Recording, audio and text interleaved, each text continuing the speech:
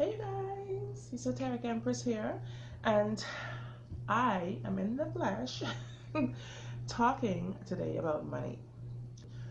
Thursday is usually the magical day for dealing with finances, with abundance, and manifesting prosperity, but I did not have a chance to record this yesterday, and I was like itching to all week long, but I am going to do it today. Today I'm talking about somebody that I have not been talking about in videos at all recently too much. Maybe one. His name is Reverend Dr. Ike. He's no longer alive, like physically, but he is the pastor, the law of attraction pastor. Let me just put it like that.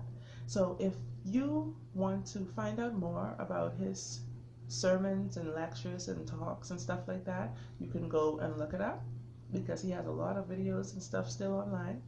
Or if you are the person who thinks, let me just put it this way, if you are a person who thinks spirituality and wealth don't mix, you're going to be pissed off. Don't look him up.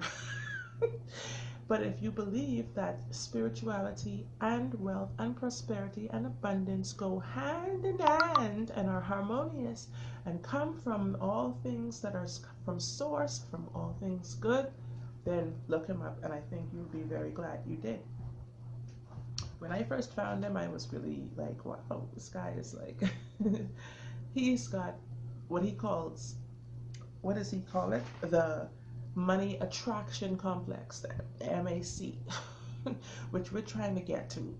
We're trying to get that complex too, you know, and that's not a sickness, okay? That's a mentality, your way of thinking, a mindset. Whereas most people we know, a lot of people we know have the MRC. That's a sickness. That's the money rejection complex, okay? We ain't rejecting no money.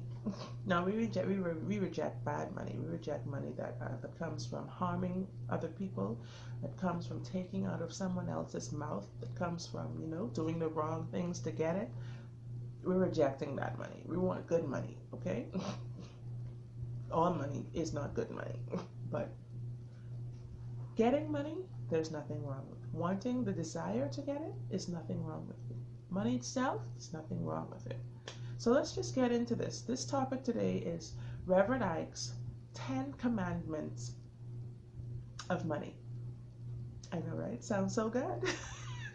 Now, the 10 Commandments are very, very, very, very, very, very, very different from these. Very important to our lives, very important to our harmony as human beings walking together on this earth like neighbors. The 10 Commandments of Moses from God are to keep us in that harmony, to keep us aligned and keep us peacefully living together as one, instead of, you know, you hurt me, I hurt you back, blah, blah, blah, blah, blah, blah, blah, blah, blah. All right. So these 10 Commandments of Reverend Ike's are strictly about money. All right. So let's get paid. Let's get paid. All right. Number one, first commandment. I'm not going to run on and ramble too long as I'm giving the commandments. I'm going to talk about it afterward. Number one, thou shalt not think that money is evil. Say and believe that money is good, and I use it for good. Thank God for money. I just said that out loud, and you know the funniest thing, I just said I wouldn't interrupt, I would just read the commandment. The funniest thing just hit me. My windows are wide open. I'm like, I think my landlord is like right I don't want him to think I've got her sitting on this big stack of money. Like, anyways, if she does, then this is the kind of MAC, money attraction complex, that you're gonna have to get used to. All right, so thank God for money. Money is totally good. My desire for money is totally good. You know, hurt people say it's bad. Those are the people that usually are lacking money, and they continue to lack it because of the mindset that they develop about it being bad. All right? So, like I said, the money attraction complex, or MAC, is what we're trying to strive for. The MRC, pardon me, or it's the money rejection complex, is what we're trying to get away from at all costs. Okay? It all depends on what you believe. So you have to ask yourself these questions. You know, do I have a comfortable feeling about money? And get real honest with yourself. Ask yourself deeply, how do I feel about money? What have I been taught about money? You know, what are my thoughts about money? What kind of feeling do I get in my stomach when I hear people talk about, you know, like say for instance the team that just got like sold $308 billion dollars. Like, I'm sorry, that was like totally off. But there was something that I just heard and it gave me like this really weird feeling in my stomach. Oh yeah, it was like the national debt of Canada. Which is a lot. Anyways, so how much money do you feel comfortable even thinking of having? For me, I always use the number $650 million, right? That's a lot of money. That would put me like way beyond the stratosphere of like where I am now. And that would make me almost a billionaire. To billionaires, I would be almost a pauper, but like, I don't care. It was $650 million. But with $650 million and the MAC, the Money Attraction Complex, I will be a billionaire in short order. So anyways, that's what you have to do. You have to ask yourself those questions. Like, how do you feel like about money? How do you feel talking about money? How much money do you think you would actually feel comfortable with having? Number 2.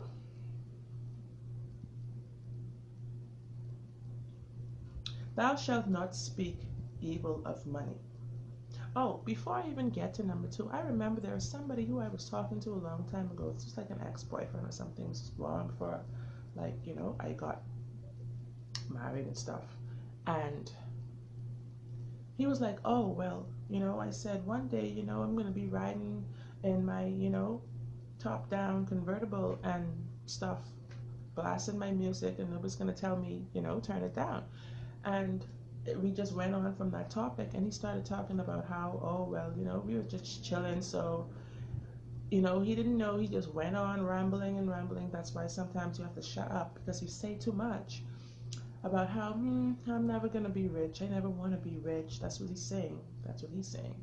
He never wants to be rich, not me. I want to be rich. But he's like, you know, he doesn't want to be rich and stuff, you know, because he's seeing these rich people, you know, they're so horrible, and he doesn't ever want to be like that. And he's going to be happy just going to work and making his pay and making sure as long as his kids can eat that he'll be fine. That turned my stomach right then. That's why that came up. That's why I had to put that in there. I had to say that, because when I say, how do you feel? How does talking about money make you feel? How does, you know, the actual word money makes you feel? I remember that. That was like at least 10, 11 years ago. And for someone, he wasn't even talking about being rich and it makes my stomach sick like how most people are. He was talking about staying poor. And I'm like, what? Time to run for the hills, darling. You ain't the guy for me. So yeah, ask yourself that question. Are you comfortable with money? Okay, commandment number 2. Thou shalt not speak evil of money. Now remember, I did a video on this a little while ago. I probably will link it underneath or something like that. But thou shalt not say that money is hard to get or keep. Like, the closest people to you say this all the time, and it pains me to my core to hear that, because here I am doing all of this stuff, trying to manifest, trying to increase, trying to attract, you know, trying to pull, trying to like stay in the vortex. And here they come, oh, you know, this world is so hard. Oh, money is so hard to get. Money is like this, that, next thing. And I'm like, okay, let's just, you know. I understand it because as a stay-at-home mom, I'm not out there doing the work. I'm not out there at the moment, I should say, making the money. I am doing the work. My work never ends. My work never ends, you know, and my pay may not be so much cash at the moment, but it's going to come to me in many ways, more and more abundantly, and it will work out just the way it's supposed to, just the way it should, just the way I want to. But don't say that. Don't make it seem like money is like some distant star that's like twinkling, like, you know, light years away from you. Don't make it seem like that, because money is like leaves on these trees that are falling every day on the ground. Money's all around. You just have to tap into it and try to figure out how to get it without hurting anybody, of course. So let me just go over this again. Thou shalt not speak evil of money. Thou shalt not say money is hard to get or to keep. Okay? Money can hear you. It has ears and will flee from you. Think of money more as a clairvoyant or a high-class woman. You know? Do not insult money. What you say is what you get. So therefore, say that I feel good about money and I see and feel money into my life. I welcome it to do good with, and I welcome it with open arms. Thank God for money. You know what I mean? So don't forget now, Dr. Ike went on to talk about the parts of the Bible that says that thou art ensnared by the words of thy mouth, and that my words that goes forth out of my mouth shall not return unto me void, but it shall accomplish that which I please, and prosper in the thing whereinto I send it. Today, that being money. Okay? So talk about the joys of money, he says. Talk about the joy of having it. Talk about the joy of being able to have it. Talk about the joy of it being such a wonderful thing. It's wonderful. Okay, commandment number 3. Thou shalt do right about money. That's definitely important. Think and say, I am willing to do right about money. I have no need to do wrong with or for money or to get money. Thinking right and doing right about money draws more money unto me. Money has no power over me to make me do evil. I have all the power over money. Always remember that, you know. They talk about people who, like, especially, like, I'd say the basketball players, like, or black ball players on the whole, or rappers or whatever, who come into this contract and these millions of dollars so quickly, and then they go crazy. They go, like, they lose their minds, start doing all kinds of foolishness, drinking syrup, like. You have to, like, hold your head strong. You can't let a couple of dollars come there and swing your whole person, your whole being, turn you into someone that people don't even recognize anymore from within. That doesn't make sense. And like I said, like, money is an energy that is going to feel you. It's going to understand you. So if you're bringing the wrong energy to it, it's not going to give you the same results. The energy is not going to reciprocate the way it's supposed to, the natural way that it's supposed to. Because remember now, your spoken words, you know, your actions are energy. So what you put forth is what you're going to get back. Now, commandment number 4. I think I'm only going to do 5 today, because the 10 is too long to do, and people don't seem to like long videos, and like, I'm trying to keep it short and sweet. So, commandment number 4. Thou shalt give right about money. That's important. You know, by the measure you meet, it will be returned unto thee. Like the Bible says, pressed down, shaken up, and rimming over. All right? Thou shalt give right about money. Think and say, I give money to good causes that I believe in. The money that I give becomes money seed and is multiplied back to me many times over and in many ways.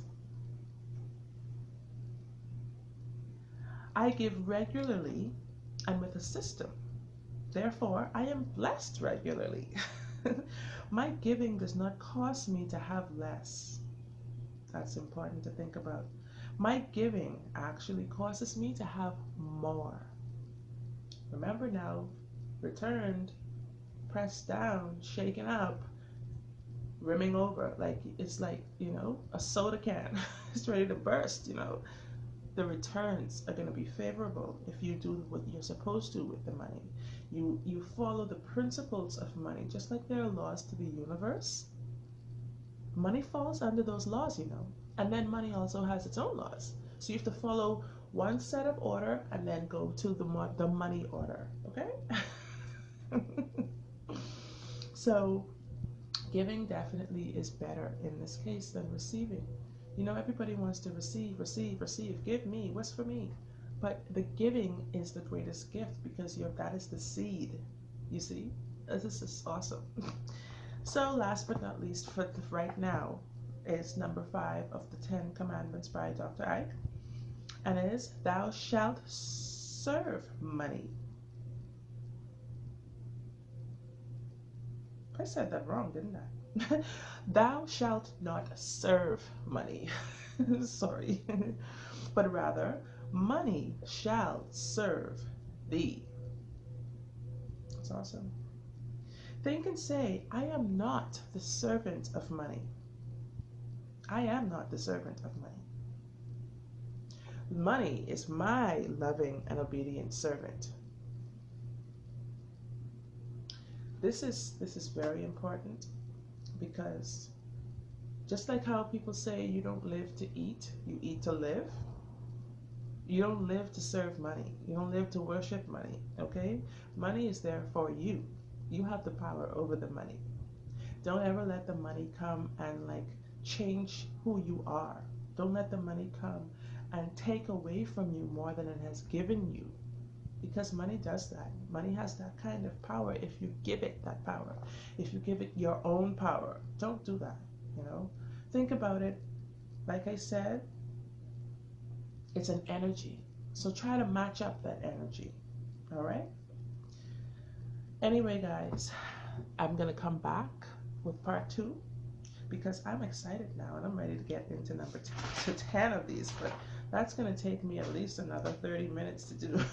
So I'm going to come back and talk about some more of these commandments because I think these are exactly what we need on this manifesting journey. I don't live in California. I don't live, in the suburbs of the east side. So, we're all trying to get there. We're trying to get our pieces of the pie, the big pie. And the pie never runs out. That's the best part about it. We don't have to claw and scrape and hurt people for a piece of pie. The pie is always being served. All right? Get you some. So until I come back with the next part of this topic, this video, I will say peace out, blessed be, and namaste. Oh, one more thing.